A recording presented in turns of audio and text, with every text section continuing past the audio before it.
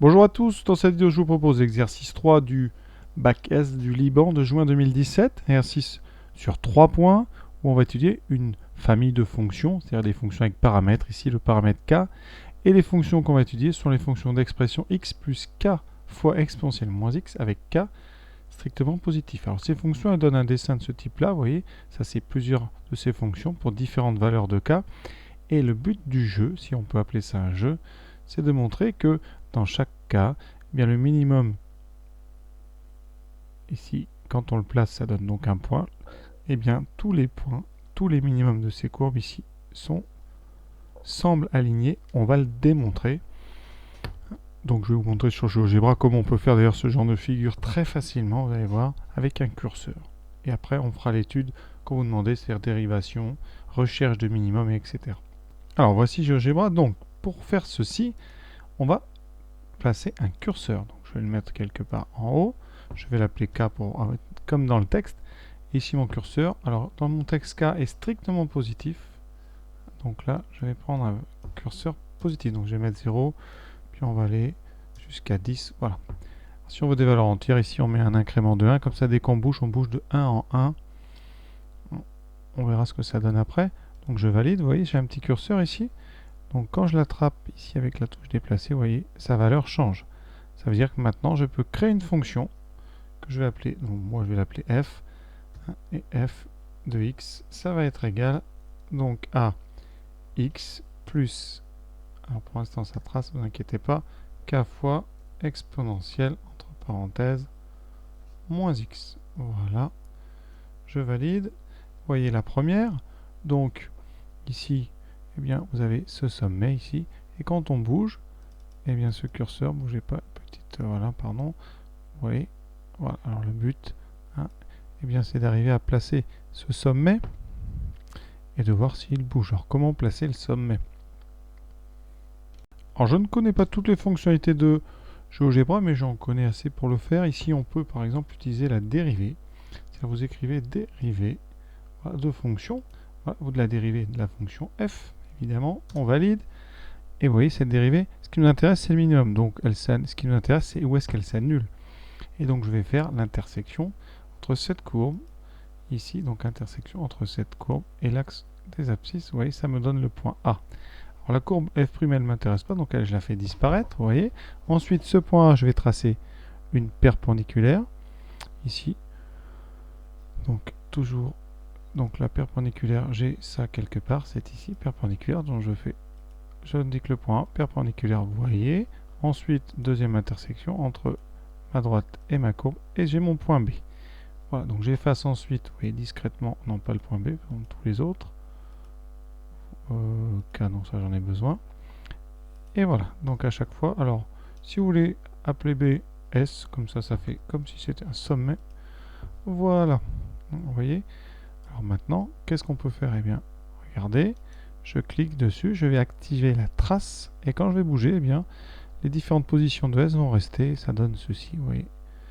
Voilà, quand K augmente, eh bien, vous avez comme ça tous les sommets ici qui sont ici et qui sont alignés. Alors j'ai été jusqu'à 10, si je vais jusqu'à 100, évidemment, j'aurai donc une droite plus grande. Donc on voit vraiment que tous les sommets sont alignés. Alors c'est pas une preuve, évidemment. Alors cette droite, c'est laquelle? Ça, je n'en ai aucune idée. Alors ici, elle passe par 0, 1 et par ici moins 1, 0. Donc ça a l'air d'être la droite d'équation y égale x plus 1. On verra ça dans nos calculs. Donc on est parti pour cet exercice 3 au bac S. Donc la première étape, ça va être première étape de dérivée, parce qu'on va chercher le minimum. Donc f, k, quel que soit k, vous voyez, c'est simple, c'est une produit et somme de fonctions dérivables, donc évidemment, c'est dérivable sur R. R, c'est le domaine de définition, hein. Je n'ai pas dit, mais le domaine de définition de ma fonction k, c'est R. Dérivable sur R, sur une copie, on met somme et produit de fonctions dérivables sur R.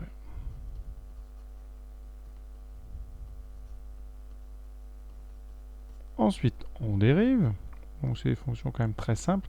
Vous devez considérer quand même que k est constant. Donc ça, parfois, ça pose des petits soucis. Donc on dérive d'abord x, ça fait 1. Et on dérive comme si k, par exemple, c'était égal à 2. Alors si j'avais 2, hein, eh bien la dérivée de 2, c'est exponentielle moins x. eh bien vous savez, on garde le 2, on dérive exponentielle moins x qui donne moins e moins x. Ça donne donc moins 2e moins x. Donc ici, nous, comme on a k qui joue le rôle de 2, ça fera donc moins k fois exponentielle moins x. Donc voilà. Donc là, on a maintenant à chercher le signe de cette fonction dérivée. Donc pour trouver son signe, on résout, comme d'habitude, l'inéquation f' k de x strictement positif. Donc ça nous donne 1 moins k exponentielle moins x strictement positif. Alors là, on va aller très doucement parce qu'il y a ça, en général, il y a plein d'erreurs là-dedans. Donc, on va soustraire donc le moins 1 à droite.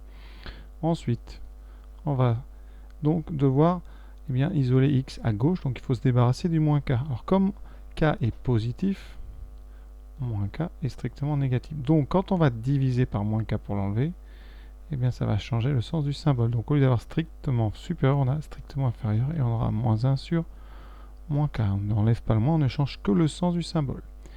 Ensuite, moins 1 sur moins k, vous pouvez annuler les deux moins. Il reste exponentielle moins x plus petit qu'1 sur k. Maintenant, on va passer au logarithme. Et le logarithme, c'est une fonction strictement croissante, donc conservation de l'ordre. Ça veut dire que quand je passe au logarithme, ici, ça reste strictement inférieur. Ici, on aura ln de 1 sur k. Alors, ln avec un e ici, ça se compense, donc il reste que moins x. Et là, vous avez ln de 1 sur k, logarithme d'un inverse, c'est moins ln de k. Je rappelle, si k est positif, ln de 1 sur k, c'est égal à moins ln de k. Une formule de cours à connaître, évidemment, par cœur.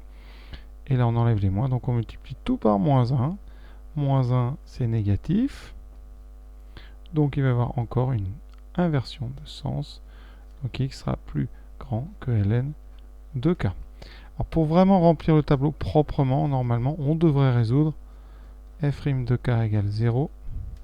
Mais ici, vous voyez bien que les manipulations seront exactement les mêmes, sauf qu'il n'y a pas d'inversion.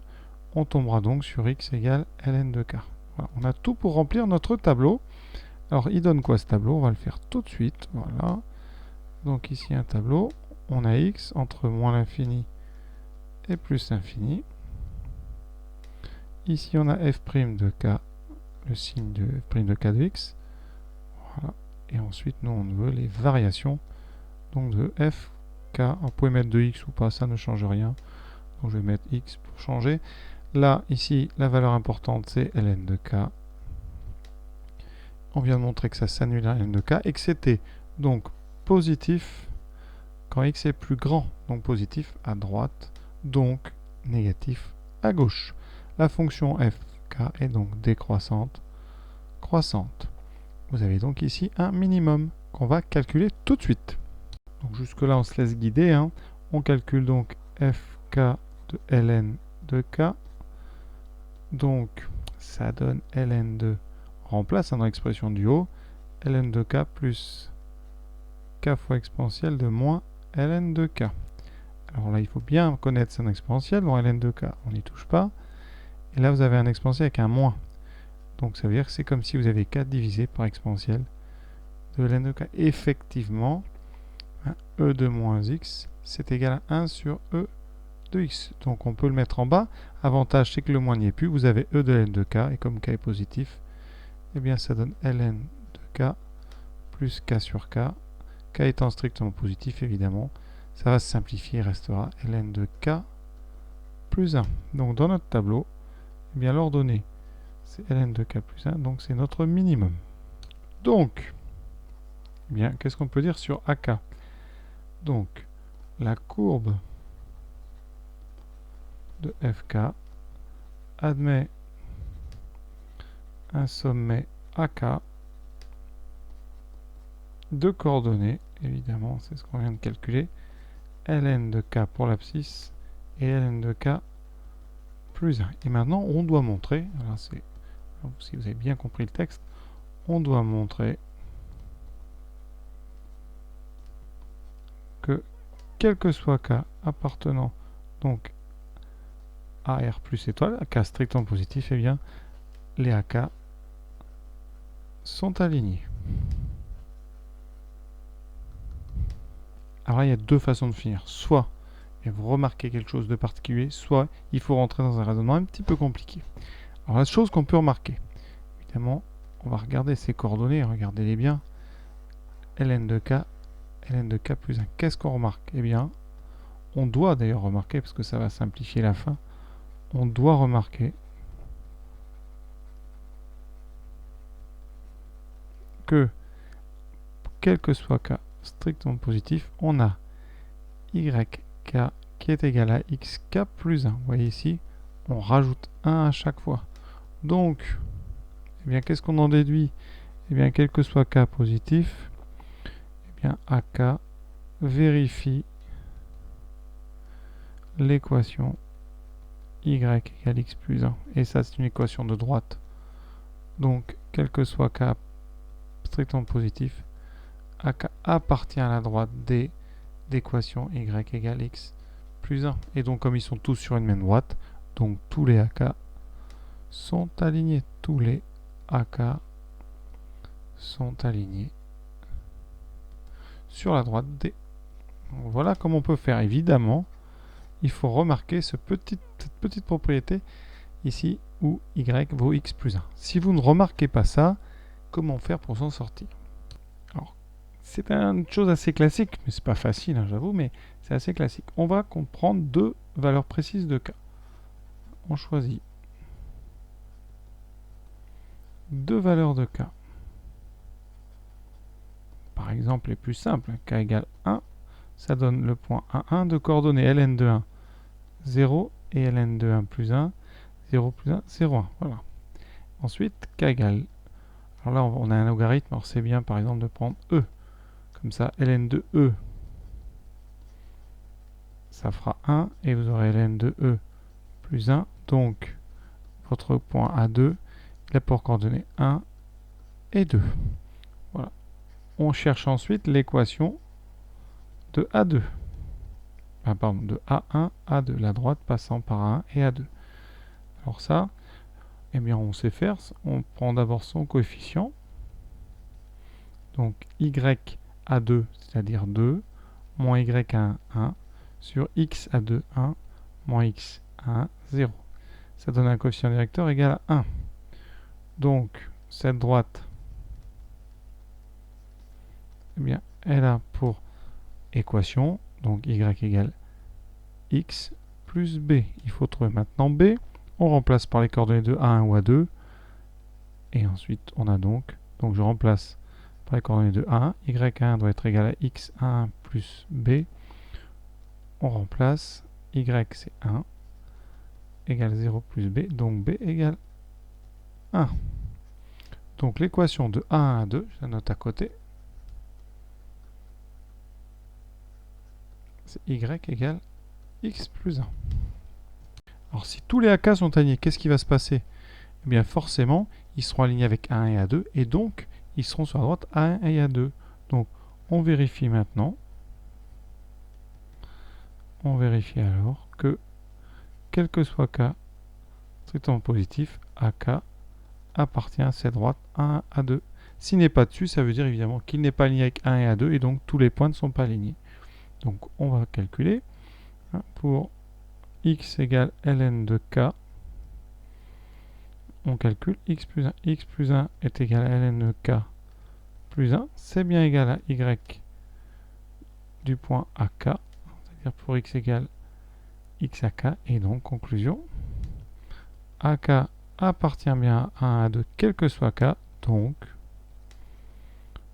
tous les AK sont alignés.